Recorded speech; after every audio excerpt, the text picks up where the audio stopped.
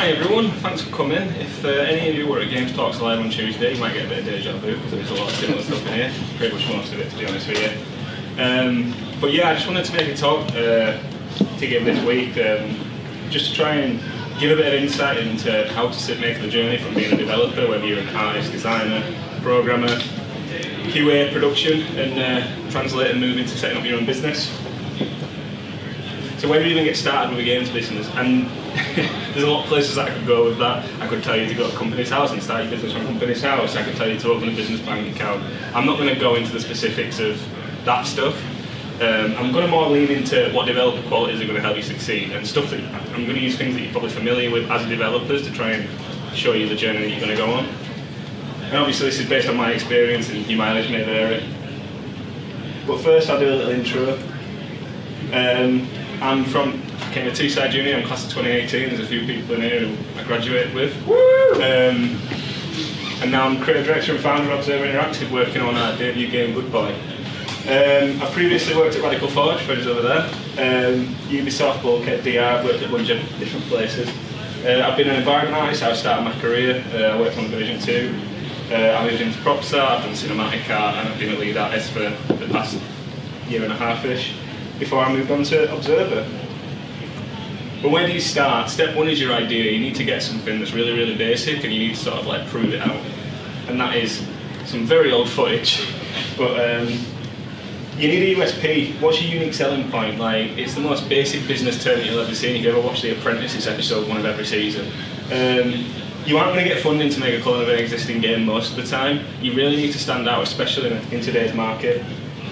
And remember, you can't rush it, you've got to let it cook in the oven. Like, the best thing that happened to me was that, like, I had a prototype that I was working on since like 2022, and it's only just now starting production in the next couple of weeks. And you can see there, like, that was the original prototype that I made myself in like 2022, and eventually now the more recent stuff where we were able to get a mega grant and hire contractors and make people that can code do it, because I am not, it's not a coder. And yeah, it was just like developing it over time and realising what your game's going to be. Know what you can make, what you should make, and what you want to make. And if you imagine like a triple circle Venn diagram, that hole in the middle is very, very much smaller than you think, and it's a really small sample size. And you've got to design with the intent to be successful. If a lot of you doing like a lot of solo indie dev stuff, like that's great, because at the end of the day, the only thing that is costing you is your time.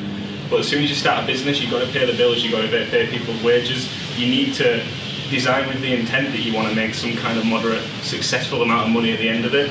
Because, you know, you can't pay wages with critical reviews. Step 2 is building a team. The biggest mistake you can make is thinking you can do everything, and it's so true. Trying to do everything myself on the prototype was a nightmare. I didn't know what the hell I was doing. As an artist background, I had to learn on the fly and really try and prove everything out myself. And that was until I was able to actually contract friends to do stuff for me. That really helped sort of push it to the next level. But you've got to surround yourself with people who are just as driven as you are, but make sure you give them downtime. You've got to remember that at the end of the day, if you're starting a business, you are the main shareholder in that business. The buck sort of stops with you on that. And whilst, you know, other people may have shares, they may have, you know, responsibilities, at the end of the day, you are the one that's going to be responsible, and the buck stops with you. Realise you aren't going to have the development impact that you want, and realise that really early. It's quite disappointing. I know a lot of people won't be happy to hear it, or maybe some people are like, yeah, I'm sick of what I'm doing in my day job, I really want to move into biz dev. But at some point, if you're moving from a development role, you're going to realise that someone else is going to have to do your job for you. And that can be a tough thing for a lot of people to handle. I'm thankfully not at the stage of Observer yet where I've had to do that. I still get to have a development impact, but at some point I know it's coming. And make sure you're all aligned on the idea of the direction of the business. Your co-founders are often more important than the game idea, especially if you're wanting to go for like a VC fund or anything like that. They're going to look at the founders and who they are and what their track record is. But saying that, publishers invest in people too. Publishers are going to look at the team you've got and see if you've got the proven track record and experience to pull off the game that you're making. Step 3 is your prototype. Realise your MVP, minimum viable product, and I know that sounds, you know, another big business term. This shows off what makes your game special, and you've got to push it with your prototype. And I found that throughout this process, Blockout turned publishers away really, really quickly. And it's fair. Like, I was nobody. I was going to people and saying, "Oh yeah, I've got this idea for a game. Here's like a Blockout game," and people are like, yeah, I don't want to see that. As soon as you start to put some art in there and make it look nice, all of a sudden people get way more interested. It's the same way that you can imagine a game on the Steam store doing well is by looking nice as well. And make something small, make it really small, and make it play awesome as well. Because a prototype's not your vertical slice. You'll get money to do that later on. At this point, this is just giving people the general, just high-level overview of what your game's going to be. But make sure you keep a tight focus and direction so people know exactly what it is that you're making. And whilst I say that, you keep it like, rough and nasty and a bit rough around the edges, you've still got to keep some level of polish in there and take pride in your work. At some point, you are going to have to be ready to show people. But don't be worried if it's broken in half the places that it needs. You can stick it together with duct tape. Like, you just really have to get something out there for people to play, even if it is a bit broken. Step 4, the pitching, and this is sort of like a Marmite thing. Like, a lot of people either love pitching or hate pitching. But you've got to build that pitch deck to appeal to publishers. I know for Goodboy we built a bunch of different pitches where I decided that, this is going to so-and-so, so I'm going to target it to them and like something that fits their catalogue. And it's just about rewording things and keeping the core direction of the game there, but just making sure that you appeal to what you think that publisher's going to find interesting. You're going to want, you really want them to get like excited and really champion your game internally so it gets spread around the entire company. Ideally you want to get in a room with someone, and this is where things like developing Gamescom and GDC come in handy. Those are expensive to go to. Not a lot of people will get the money or the time to be able to do that. But if you can go and you are really serious about starting your own business, you really, really need to be at some of these events. But if you must, email people, and I really, really hate when people send me cold emails, and I feel really, really bad for a lot of game scouts that must get hundreds, if not thousands, of pitches a week, because it must be so easy to just turn a blind eye to 99% of them. But if you do that, make it as eye-catching as you can, put as many GIFs and pictures in without bloating the size of the email, just to make it as eye-catching as possible. And get used to being humble, because you're going to get humbled a lot. A lot of people aren't going to like your idea, and that's fine. I'm sure there's plenty of games that you all hate and are somehow really commercially successful. There's a market for everything in this business, but some people aren't going to like it. There's some links at the end that I'll send over when I send the deck over. Pitching part 2, keep the pitch high level, don't start explaining 30 pages of world building. No one wants to hear it, they just want to get to the point and know what it is that you're actually making. As soon as you start to explain 30 pages of narrative lore in the game, some people might really, really engage with that at some point further down the conversation, but when you're opening to people, don't do that. Have your GDD ready as well. It doesn't have to be 100%, as long as you've got a lot of the high level documentation in there and you can prove out the mechanics in there. You only really need around 15 to 20% of that. It doesn't need to be polished out at the pitching stage. Have your budget ready, make sure your numbers make sense and are fully costed. And the most important thing, allow for a runway post-launch. I know there's a lot of people that will think, oh well, I need this amount of money and this will make the game. But a lot of publishers will demand 6 months of post-launch support, so you've got to account for that in the budget that you're asking for. Have your prototype ready as well. By the time you go into people, you really want people to be playing that prototype. Ideally, if you can, if you're at an event, try and get it on like a Steam Deck, try and get it on like a laptop, try and get it on something that's really easy for people to access. Because you want to give people a good idea of what you want it to make. And have your schedule ready as well, like your production milestones. If you go in with like a rough production milestones of all your monthly milestones, it just gives you so much more credibility and people think, oh well, they know what they're talking about, they know how the production milestones work. And keep those realistic as well. And now there's some harsh truths as well that I've learned along the way. You'll lose out on things 80 to 90% of the time. It's frustrating, it's upsetting, it's depressing.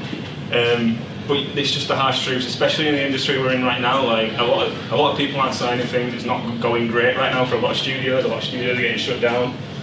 But you have to try and not let it get you down. You have to understand that like you've got to have faith in your idea, and you've got to take that feedback on board. Because even if they don't like it, they've probably got some feedback that will probably help you.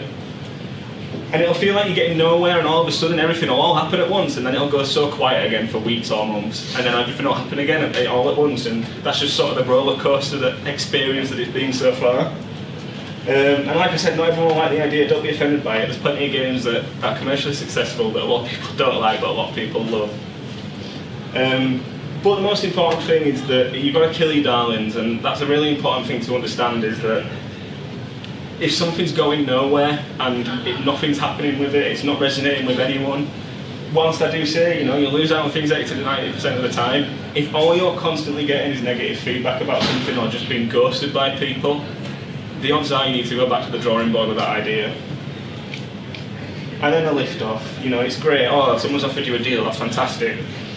And you hear the term, sign a deal that's right for you, and there's always the term that says, no deal is better than a bad deal. I refuse to believe that in the industry as it currently stands right now, that anyone would say that no deal is a bad deal. I think there's a lot of people out there that would be desperate for any deal, and I think that's the case, is that, are you on your backside? Like, do you have cash flow? If you don't have cash flow, sometimes you just got to take a bad deal to survive and then move on to the next thing, and that's just an unfortunate truth of that. Pretty straightforward, get a lawyer, don't sign anything without a lawyer. You really want it to go back and forth between your lawyer and the publisher's lawyer, and then eventually you'll reach an amicable agreement. You get an accountant as well. You don't want to commit financial misconduct by accident. You want to pay your taxes, all that good stuff. And you've got to make sure that you try to enjoy it. That's the most important thing at the end of the day, is that if you start in a games company, it's because you want to have fun, you want to do things with your friends, you want to make things with your friends and enjoy your life, enjoy your work, because at the end of the day, you've got 40 something years of doing this in your life, like, you might as well enjoy it. But there is one big elephant in the room regarding this, and that's one of these bad boys, and if any of you are already working in the industry right now as a developer, you've definitely got that, I can almost guarantee you. The thing about a non-compete is that if you're a more indie studio, the odds are you can probably just ask your bosses and they'll probably be okay with it if you want to start doing your own thing. I was really lucky at Radical Forge, like Bruce was fantastic to me, it helped me push me in the direction that I needed to go in, gave me a lot of great advice, and when the jump was ready I took the jump.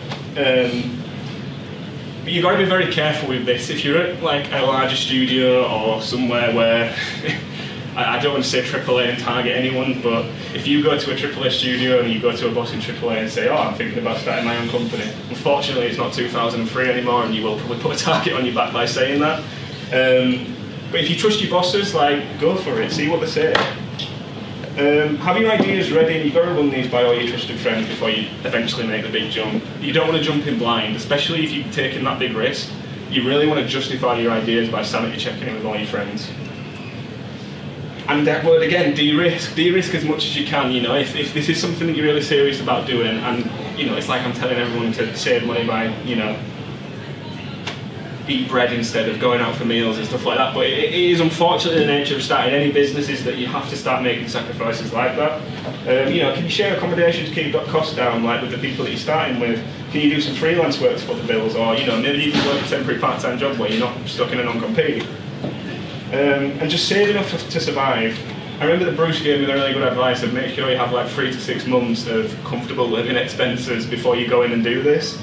And it was a great piece of advice, because it's much easier said than done, I know. But that's why I say if you can't take the financial risk, just be patient. I know there's a lot of people that like are a bit younger. Like I'm only in my late 20s myself. I was really lucky that I was able to get off the ground really quickly. But if you can't take the financial risk yet, and it would absolutely destroy you financially to do this, please do not do it. But that was like the basic gist of it. I know there was like, it's a little bit sad at times in there, but it's still some harsh truths that need to be said. And there was a question as well that I always forget to cover in this, which was, what developer qualities are you going to have that are going to help you to succeed? And I really wanted to end on the fact that if any of you are a developer right now and you've worked on games that have launched, there's one thing that you're going to have that is the utmost importance to you to starting a business. It's something you really want to keep hold of from being a developer, and that's production quality. There's so many games that are going out there right now where people just seem to be like, that'll do, and it's just, you need to have that pride and that level of production quality in your work where you recognise what is going to be a successful game. Because most of the people who are in the games industry can look at a game and be like, this isn't ready for market, this isn't ready to go out, this needs more. And if you can just take that and push that into how you run your business, it will ultimately lead to your success. But that was pretty much everything. Thanks for listening. I really appreciate it. I put any questions, but I might be running a bit over right now. And my shameless plug is to Wishlist Good Boy on Steam, which is out end of next year.